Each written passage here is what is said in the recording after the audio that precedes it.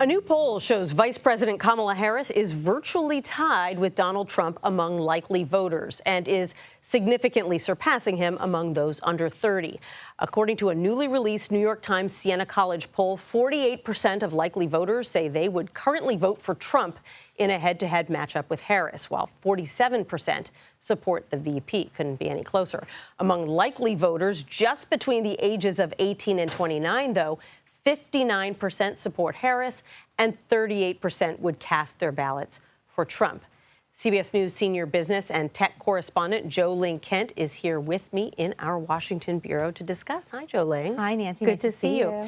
Okay, so no surprise that a Democrat would be doing better than a Republican among young voters. Historically, that's the way it works. How much of a bump, though, are we seeing Harris get with young voters over the way that Joe Biden was doing? Essentially what we were seeing across several polls is that Biden's support was eroding or stagnant. And then when Harris got into the race, according to some of the new polling, including the New York Times, we've seen an increase, a market increase beyond just the margin of error for Harris. And so what's starting to translate is it feels like the momentum that's coming out of a new candidate and having someone new to consider may be resonating with these younger voters. So how does the campaign work to make sure that they keep the attention of those younger voters who can be fairly fickle and you can lose interest as quickly as they gain it? Yeah, I mean, that's really sort of the most important question here. And I think when I've been talking to Democratic donors, particularly in Hollywood, and they say that they really like how Kamala Harris, Vice President Harris, is doing online. But it's not the work of the campaign. It's actually the work of some of Harris's fans making these remixes and videos and memes and basically keeping her a part of that conversation. The campaign seems to have embraced that. And so you've got the coconut tree meme, you've got Kamala's brat, and all of those things adding up to more organic seeming exposure on social media. Right.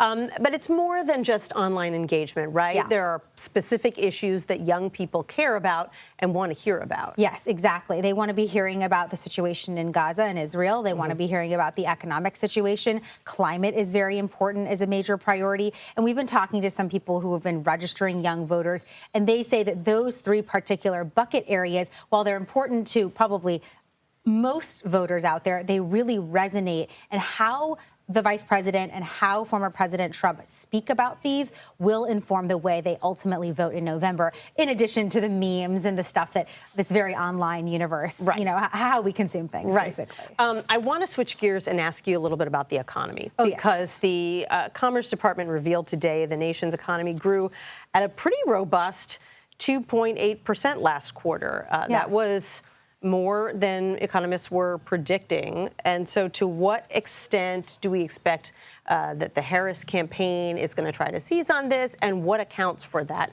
big jump in growth? A lot of economists have told me, and we're still kind of awaiting what the Harris agenda looks like when it comes to specifics on the economy. But this was better than expected, 2.8% on an annualized basis. Not bad. When you look at inflation, we know inflation's at 3%. Wage growth continues to outpace inflation, which is good news if you're a consumer. But a lot of important things continue to grow in price. And so the challenge here for Vice President Harris and former President Trump is figuring out how to message this, especially to younger voters, on how they actually feel about the economy versus what has been relatively strong data out of the Biden administration. Right. And what has been so fascinating to me is despite that strong data, voters have been pretty gloomy about the economy and tended to transfer that gloom to President Biden himself. So they seem to blame him for whatever shortcomings they saw in the economy. And yet there's new polling that indicates that they don't hold Harris responsible to the same degree. Yeah, and let's see if that holds, too, because the other interesting thing about that GDP data that you just brought up is that most of that bump, that 2.8% growth on an annualized basis, guess what it was? Consumer spending. So people may not feel good. They may be experiencing the vibe session, but they're still spending money. Consumer confidence, consumer sentiment, all indicating that. And so that, along with investment in businesses and some government spending, is really what drove GDP, is the data in the second quarter. But it's interesting because so many of the people we've been interviewing in Michigan, Nevada, California, all across the country, people feel the same thing. They say, yeah, the data is strong. Inflation is slowing down, but prices, of course, are not dropping. Right. And that really is the problem facing the Harris and her TBD VP pick. Right. And mortgage rates are still high. Exactly. And we're still waiting on that rate cut from Fed Chair Powell, expected to come September.